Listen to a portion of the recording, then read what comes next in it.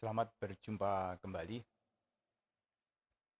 Untuk melanjutkan pembahasan mengenai pemrograman Java fXML dengan NetBeans. Kali ini kita akan bahas bagaimana membuat program aplikasi yang bisa menyimpan data ke dalam bentuk file dengan format XML.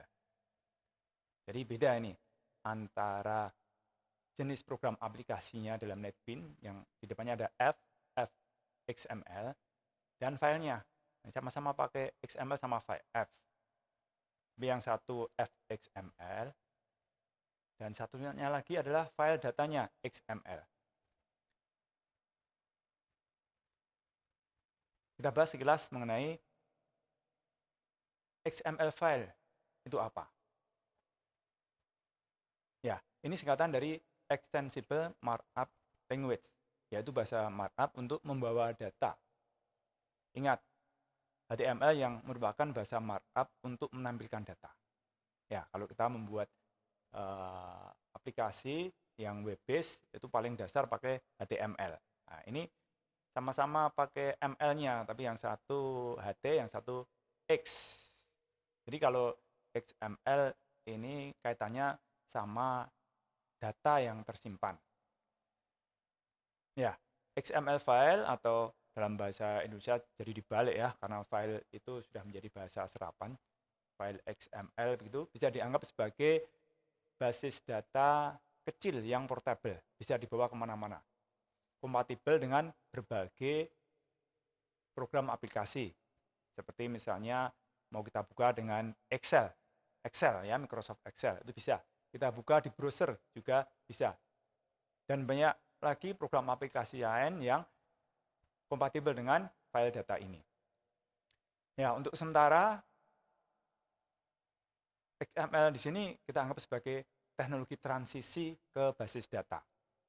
Ingat, kita belum belajar basis data. Jadi kalau sudah mulai belajar Java terus langsung melompat ke basis data, ini lompatannya terlalu jauh. Ya, untuk sementara sebelum sampai ke sana, kita gunakan dulu XML file. Intinya agar program aplikasi kita tidak sia-sia dalam mengolah data. Ingat, selama ini kita baru membuat program yang datanya tidak tersimpan ke media simpan seperti hard disk, flash disk, dan sebagainya. Dan kalau kita sekalian belajar basis data, ini akan memakan waktu yang lama. Jadi untuk sementara kita fokus di aplikasi fXML. Kenapa tidak langsung ke basis data? Ya, ini panjang sekali, banyak sekali materi yang terkait dengan basis data. Server basis datanya sendiri, kemudian bahasa SQL, kemudian bagaimana kita membuat normalisasi data, buat tabel-tabelnya dan sebagainya. Jadi kita perlu ganti semester untuk belajar basis data tersendiri. Nah, dengan adanya file XML ini memberi kesempatan mahasiswa memahami pengembangan program aplikasi yang memproses simpanan data tanpa harus belajar basis data terlebih dahulu. Pemahaman untuk simpan dan buka file data yang diprioritaskan. Jadi tidak terfokus ke XML-nya sendiri, karena kalau mau belajar XML dengan komplit itu juga panjang ceritanya, panjang sekali. Jadi di sini kita tidak akan bahas struktur file XML itu seperti apa, tidak perlu dibahas. Intinya asal data tersimpan dan nanti data bisa kita buka lagi.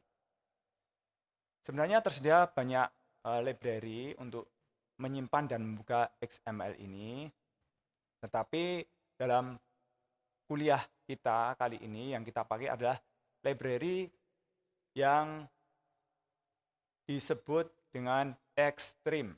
Kita bisa mengunduhnya, bisa mendownloadnya dari http extreme.github.io. Library ini digunakan untuk mengkonversi suatu objek ke bentuk XML dan sebaliknya. Nanti kita menuju ke GitHub. Sekarang kita bahas dulu library-library yang dibutuhkan. Kemudian untuk simpan dan buka file digunakan library java.io. File output stream untuk menyimpan file, output ya, karena keluar dari program kita, keluar ya. Dan untuk membuka file, membuka file itu dibuka untuk dimasukkan ke program kita. Berarti kan ada yang masuk, itu namanya input. Kita gunakan file input stream. Juga nanti dibutuhkan library file dan IO exception. Nah, sekarang kita masuk ke GitHub. Ya, ini adalah tampilan dari halaman ekstrim di GitHub. Kalau mau belajar tuntas,